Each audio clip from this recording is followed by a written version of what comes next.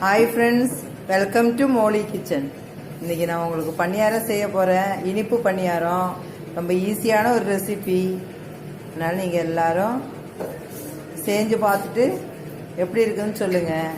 இப்போ உங்கள் டிஷ்ஷுக்கு போவோமா? இப்போ நம்ம பணியாரம் செய்ய போகிறோம். அதுக்கு இனிப்பு பணியாரம் அது செய்ய போகிறதுக்காக பாருங்கள், இது ரவா, ரோஸ்டட் ரவா ஒரு 1 கிலோ, 1 கிலோ ரவா எடுத்துருக்கோம். 1/4 கிலோ மைதா. இந்த மைதாவுக்கு பதிலாக நீங்கள் ஆட்டா பவுடர், அதாவது கோதுமை பவுடர் கூட போடலாம். 1/4 கிலோ போடணும். அப்புறம் இதுக்கு என்ன வேணும்னு கேட்டோம்னா, வெல்லம் இல்லைங்களா, வெல்லம் அது 1 கிலோ பாருங்கள், திருவி வச்சுருக்கேன். இந்த வெல்லத்தில் 1 கப்பு இல்லை ஒரு 1.5 கப்பு தண்ணி ஊற்றி, இந்த கப்பில் 1.5 கப்பு தண்ணி ஊற்றி, கிட்டத்தட்ட ஒரு 1/2 லிட்டர் இருக்கும். இது 1.5 கப்பு தண்ணி ஊற்றி நம்ம வெல்லம் பாவு காய்ச்ச போகிறோம். இது காய்ச்சி அதுக்கப்புறம் அது ஆற வச்சு நம்ம இந்த பணியாரத்துக்காக மிக்ஸ் பண்ணி வைக்க போகிறோம். இப்போ இது இன்னொரு 1 கிளாஸ் தண்ணி இதில் ஊற்றி நான் பாவு காய்ச்சி எடுத்துகிட்டு வரேன் பாருங்கள். இப்போ இந்த மாவில் ஒரு 1/2 ஸ்பூன் உப்பு போட போகிறேன், சால்ட்டு. இது போட்டு மிக்ஸ் பண்ணி விட்டு வச்சுக்கோங்க.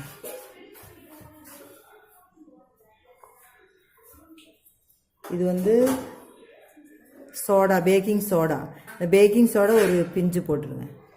இது சீக்கிரமாக வீணாகாமல் இருக்கிறதுக்காகவும் நல்ல சாஃப்ட்னஸ் கொடுக்கறதுக்காகவும் ஒரு 1/2 ஸ்பூன் இருக்கும். இது 1/2 ஸ்பூன் போட்டு மிக்ஸ் பண்ணி வச்சுருங்க.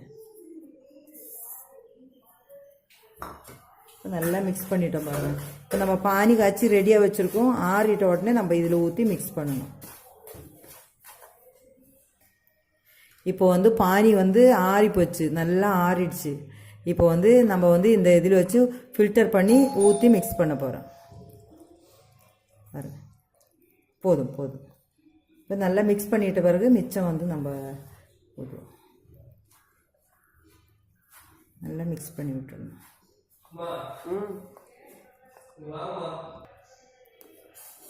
இப்போ மிச்சம் இருக்குன்னா ஃபுல்லாக பானி, அதாவது வெல்லம் பானி காய்ச்சனது இல்லையா, அந்த பானி ஊற்றி மிக்ஸ் பண்ணி வைக்க போகிறோம். ஃபுல்லாக ஊற்றிக்கலாம். நம்ம எதுக்கு வடிகட்டினா, அந்த சக்கரை வெல்லத்தில் எதையாவது ஸ்டெயின்ஸு ஏதாவது இருந்தால் அதெல்லாம் எடுக்கிறதுக்காக நல்லா மிக்ஸ் பண்ணி எடுத்து வச்சிடணும்.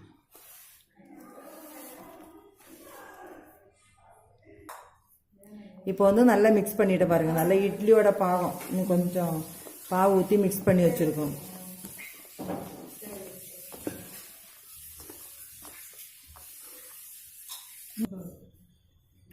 இப்போ பானி காய்ச்சி வச்சுட்டோம் பாருங்கள். இதுதான் அதனோட திக்னஸ்ஸு.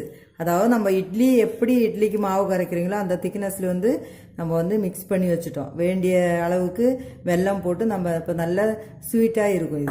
இதுக்கு மேல் கொண்டு இது ஒரு 1.5 மணி நேரத்துலேருந்து 2 மணி நேரம் வரைக்கும் மூடி எடுத்து வச்சிடணும். வச்சிட்ட பிறகு அதுக்குள்ளே இந்த ரவை எல்லாம் நல்லா சாஃப்ட் ஆகிடும்.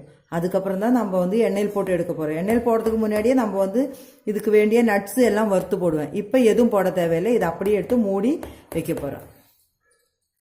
இப்போ தேங்காய் குட்டி குட்டியாக பாருங்கள், குட்டி குட்டியாக கட் பண்ணி வச்சுருக்கோம் பாருங்கள். இது நெய் ஊற்றி வருங்க, இல்லை கொஞ்சம் எண்ணெய் ஊற்றி கூட லைட்டாக வறுத்து விட்டுட்டு இது நம்ம அந்த பேட்டரில் மிக்ஸ் பண்ண போகிறோம். இது கொஞ்சம் நட்ஸு பாருங்கள், முந்திரி பொடி பண்ணி வச்சுருக்கோம், இது போட்டுருவேன். இது போட்டு நம்ம எள்ளு இருந்தால் எள்ளு கொஞ்சம் போடுங்க, அதுவும் போட்டுட்டு நம்ம அந்த பேட்டரில் ஒரு 1.5 மணி நேரம் ஆச்சு. இப்போ இதெல்லாம் அதில் மிக்ஸ் பண்ணிவிட்டு நம்ம எண்ணெயில் ஊற்றி நம்ம தித்திப்பு பணியாரம் செய்ய போகிறோம்.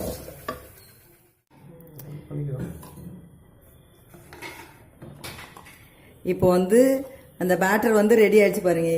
இப்போ நெக்ஸ்ட்டு நம்ம என்ன செய்யணும்னு கேட்டால், இது தேங்காய் பாருங்கள், குட்டி குட்டியாக கட் பண்ணி நெய்யில் போட்டு வறுத்து எடுத்துக்க. இது கூட எள்ளு இருக்கும், அப்புறம் கேஷ்யூ நட்ஸு, பாதாம் இருந்தால் பாதாம் போடலாம். எங்கிட்ட கேஷ்யூ நட்ஸும் அப்புறம் கோகனட் பாருங்கள் ஃப்ளேக்ஸு, அதுவும் கொஞ்சம் எள்ளும் போட்டிருக்கேன். இது நெய்யில் போட்டு வறுத்து எடுத்துகிட்டு வந்திருக்கேன். நீங்கள் எண்ணெயில் போட்டு கூட வறுக்கலாம், ஒன்றும் பிரச்சனை கிடையாது. இல்லை வறுக்காமலே கூட போடலாம். எப்படியே இதில் போட்டு மிக்ஸ் பண்ண போகிறோம் பாருங்கள்.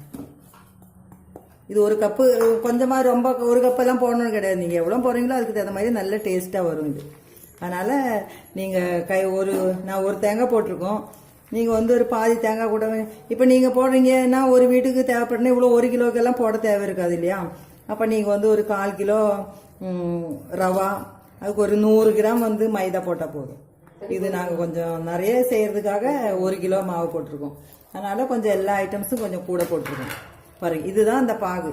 இந்த பாகில் போட்டோன்னா கரெக்டாக இருக்கும் அந்த குழியில் வந்து எடுத்து ஊற்றுறதுக்கு.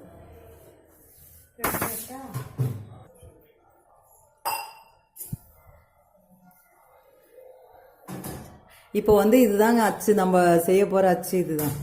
இந்த அச்சில் வந்து நம்ம வந்து அடுப்பில் வச்சு நல்ல எண்ணெய் ஊற்றி இதில் எல்லாத்துலையும் ஃபுல்லாக எண்ணெய் ஊற்றிட்டு நல்லா கொதிக்கும் போது, எண்ணெய் கொதிக்கும் போது இந்த பேட்டரை எடுத்து ஒவ்வொரு ஸ்பூனாக எடுத்து நான் ஊற்றுறது காட்டுறேன் பாருங்க.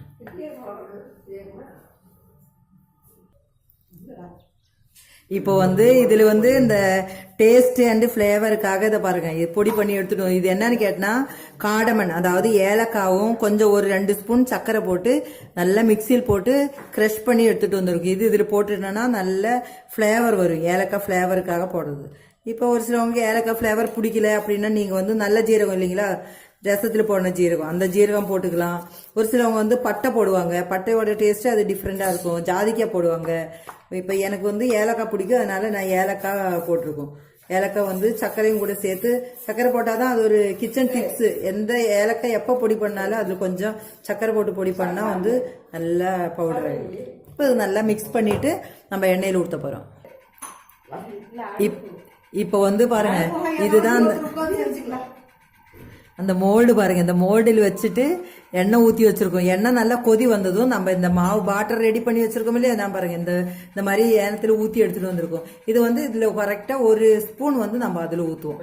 இது எண்ணெய் நல்லா கொதிச்ச பிறகுதான் அதில் ஊற்றணும், அதுக்கு முன்னாடியே ஊற்றக்கூடாது, அதில் ஒட்டிக்கும். அதனால இது இந்த ஏனை வந்து கழுவி ரெடி பண்ணி வச்சுக்கிறோம். ஒரு 2 மணி நேரம் முன்னாடியே நல்லா தண்ணியில் போட்டு நல்லா கழுவி வாஷ் பண்ணி எண்ணெய் தேய்ச்சி வச்சிருந்தோம். இப்போ அதை எடுத்து, இப்போ எல்லார் வீட்லையும் இருக்கும் இந்த பனியார சட்டி வந்து எல்லார் வீட்லையும் இருக்கும். அதை எடுத்து நம்ம வந்து அதில் தான் நம்ம ஊற்ற போகிறோம். எண்ணெய் கொதிக்கணும் வரைக்கும் வெயிட் பண்ணணும். எண்ணெய் கொதிச்ச பிறகு நம்ம ஊற்றுவோம். சொல்லி போட்டோம். இப்போ பாருங்க, எண்ணெய் நல்லா கொதிச்சிருது, டெஸ்ட் பண்ணி பார்த்துட்டோம் பாருங்க. இப்போ நம்ம வந்து இதில் கொஞ்சம் கொஞ்சமாக ஊற்றணும். நிறைய ஊற்றக்கூடாது, நிறைய ஊற்றினா அது மேலே வழிஞ்சு நிற்கும். இல்லை கரெக்டாக அந்த வடித்த அளவுக்கு மட்டும்தான் ஊற்றுவேன் நம்ம.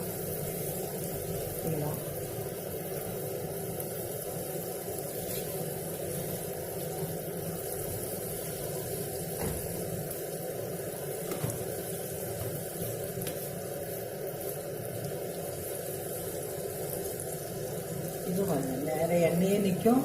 இப்போ நல்லா வெந்துட்ட பிறகு இதை மாதிரி ஸ்கியூசர் இல்லைன்னா வந்து ஸ்பூன் ஏதாவது எடுத்து வச்சுக்கணும். கொஞ்சம் திருப்பி போடணும். இப்போ இல்லை, திருப்பி போடணுது. அது வந்து கொஞ்சம் வெந்துட்ட பிறகுதான் திருப்பணும், இல்லைன்னா வந்து அந்த ஷேப்பு மாறிடும். அதனால இப்போ வந்து அப்படியே இருக்கட்டும். கொஞ்சம் கலர் மாறும்போது நம்மளுக்கே தெரியும். கொஞ்ச நேரம் ஷேப் கலர் வரும்பா, ப்ரௌன் கலர் வரும்போது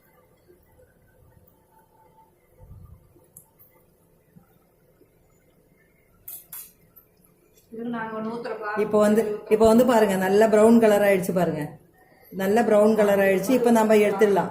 இதே மாதிரி நம்ம வந்து 4 மணிக்கு பிள்ளைங்க ஸ்கூல் விட்டு வர நேரத்தில் இந்த மாதிரி செஞ்சு உடனே நம்ம கொடுத்துடலாம். 2 நாளைக்கு வைக்க கூட செய்யலாம். இந்த மாதிரி எல்லாரும் செஞ்சு பாருங்க, நல்லா டேஸ்டா இருக்கும். நான் இப்போ எல்லாமே போட்டு முடிச்சுட்டு உங்களுக்கு எடுத்துட்டு வந்து காட்டுறேன் பாருங்க. இப்போ வந்து பாருங்க, இனிப்பு பணியாரம் ரெடி ஆயிடுச்சு பாருங்க. நல்ல டேஸ்டி பணியாரம். நீங்க எல்லாரும் செஞ்சு பாருங்க, சீக்கிரமா செய்து முடிக்கலாம். அதே போல வந்து இதில் வந்து நம்ம சுகர் சேர்க்க மாட்டோம்.